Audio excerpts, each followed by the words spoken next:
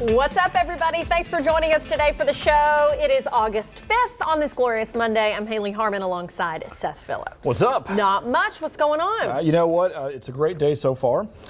How was your weekend? So good. Seth and I both went to Comedy Off Broadway Saturday night to see comedian Josh Wolf. He was with us on the show on Friday. If you saw, he was absolutely. It was hilarious. Rare form already, and that was just a 3-minute segment on this show. So you can imagine how long did he go for?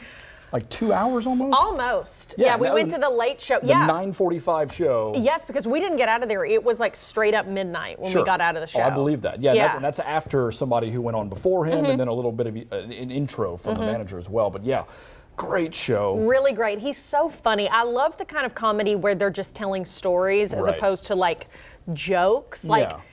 That's when I really get into the show, because you kind of just feel like you're hanging out with him. And that's kind of his comedy. He was just telling stories about his own life, specifically his kids, and that was hysterical. He was great. You can really tell when they have something that they've planned out and they've rehearsed over and over and over again. But then whenever they're just kind of sitting there and telling you things about their past and all these different stories, you're right. It does feel like you're just hanging out with a friend. Yeah. With like, however many other people, hundreds of other people with you, but still, it's a really good time. Well, and it's great. Anytime I go to Comedy Off Broadway, I always think, why don't I come here more often? Right. And you already go more than the average person. That's right. That's right. Yeah, absolutely. Yeah. So we definitely recommend go online to comedyoffbroadway.com. They have the full list of headliners for the rest of the year, and they have a great lineup the next several months. So check that out. But yeah, I'm so glad we both went. I know. Yeah, it's good to see you there, and then be able to enjoy the laughs with all the people that were with us. So that was a good time. Yeah, it was a packed house. It was awesome. Well, on today's show, our reporter Toby Brown joins us from Lucia's Imports. They sell fair trade Guatemalan jewelry,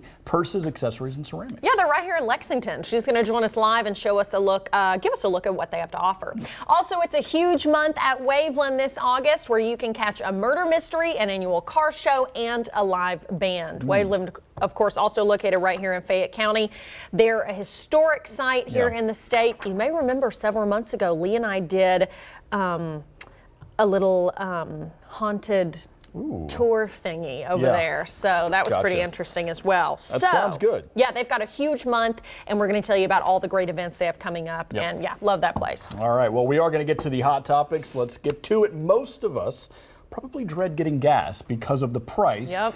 What about the gas pump screen? A woman in Kansas stops for gas only to find a snake slithering its way across the gas pump's video screen. She says she was running low on fuel, so stopped in to get gas. Noticed something on the touchscreen of number 6. At first thought it looked like a piece of rubber molding from the screen maybe, until it started moving. Shot video, took it to the store clerk. The clerk removed the snake, which turned out to be a garter snake. The lady didn't.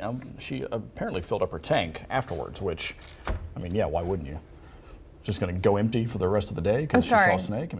Yeah, I forgot. I'd seen this video this weekend, and Kristen Flum, who used to be one of our anchors here, she had tweeted, "Nope, I would just pour some gasoline down, light a match, blow that thing up, light it on fire." I'm sorry, and I agree with that. Oh my gosh, yeah. No, I agree. That was, and I'm generally okay with snakes. Like, I can deal with them. I'm in the woods with them quite a bit whenever I go hiking, so I'm like, whatever, snake, cool, whatever. But in the gas pump?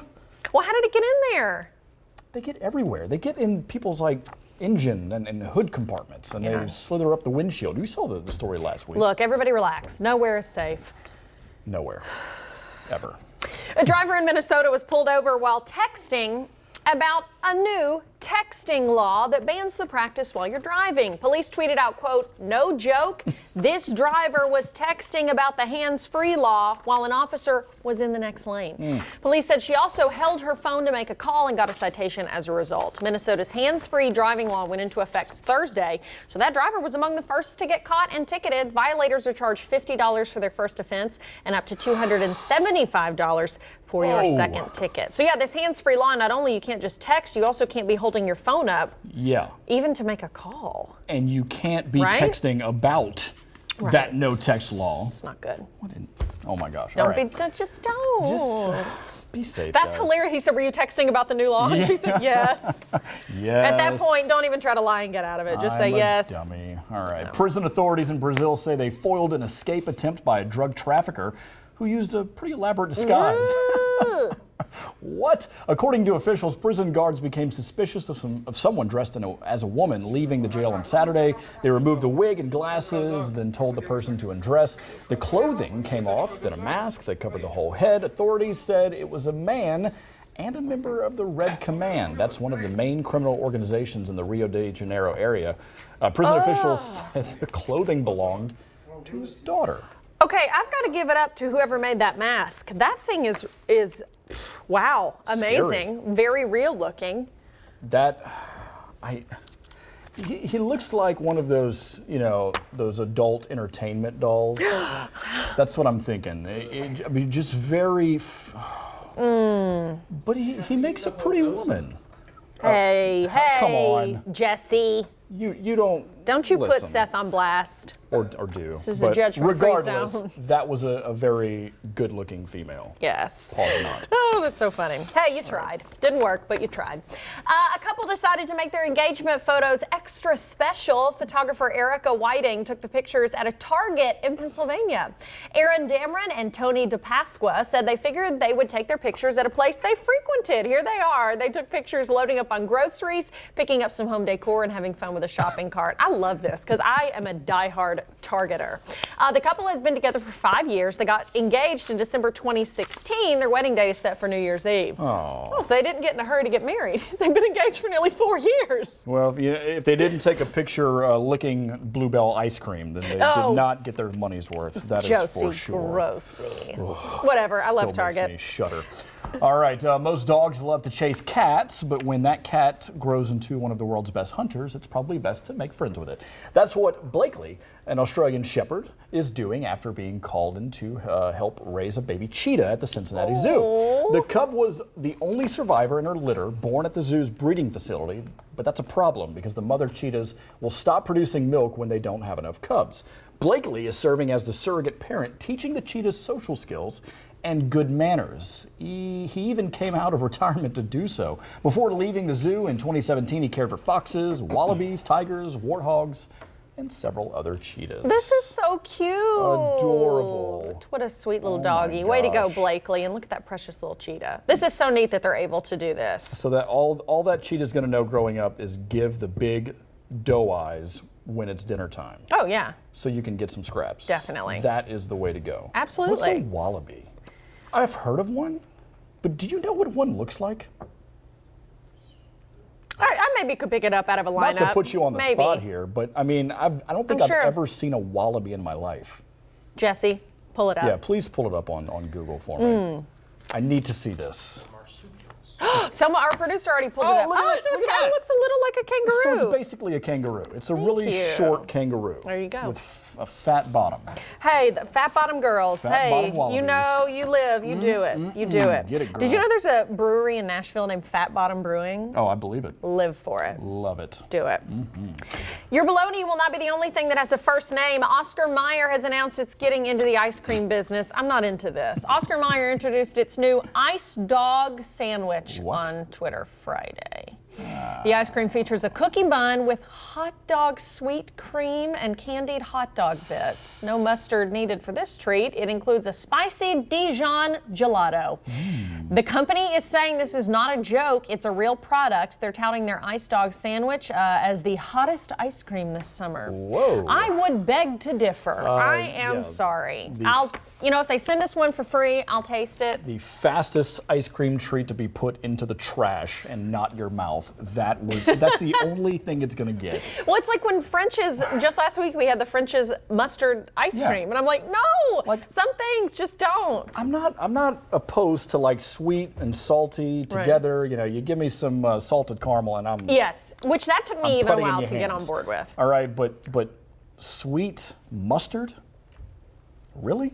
I mean, and I love mustard. I'll put it on everything. Do you? But not on my dairy. All right, well, Ben and Jerry are feeling the burn. The founders of the successful ice cream brand are launching a new flavor named after Democratic presidential candidate Bernie Sanders. The flavor falls under the banner of Ben's Best and is called Bernie's Back. The limited edition flavor comes after Ben Cohen launched the Bernie's Yearning flavor during Sanders' 2016 presidential run. I like how it says, open joyfully, political revolution inside. Goodness gracious. Oh my goodness. The real question is, how good is it? Well, yeah, that. I mean, yeah. My favorite Ben & Jerry's, though, is Cherry Garcia. The best. Cherry Garcia. Cherry Garcia. Cherry ice cream with chocolate and cherries in it. That does sound good. Yeah, what do you think his flavor is? I mean, oh, yeah, we didn't even say what the flavor is. What is it? I didn't even see it. It's progressivism. Yeah. Oh, gosh. It tastes like an old man. Oh! Gross. No. All right. A French inventor has flown across the English Channel on a hoverboard. I'll take this one for you. Thank you. It took Frankie Zapata just over 20 minutes to make the trip from France to England on Sunday. Zapata is a former jet ski racing champion who tried to cross the channel on his hoverboard back in July. But he missed a refueling platform and fell into the sea. For his next challenge, Zapata says he is working on a flying car. I think this is awesome. Yeah. You do it. Did he? So on Saturday morning, I went to yoga on the roof at the Kentucky Castle. I saw your Instagram. Yes, and in the middle of class, the instructor was like, all right, this is worth breaking our stride for. Right. Please look up. And there was a guy I looked it up later, it's called like a glider thing. And it looks kind of, a glider thing? It's That's called what it was a glider called? thing. No, it's a glider, and it literally looks like you're in a go-kart, but it's flying and has the big. And she said he lives over there and flies it every single Saturday over the Kentucky Castle. And she was like, if you guys wave, he'll wave back. And we waved, and he was like. So if you're out there, bro, I'm inspired. If that's a two-seater, I'd love to ride with you. Yes. Oh, take us up. That'd be so much fun.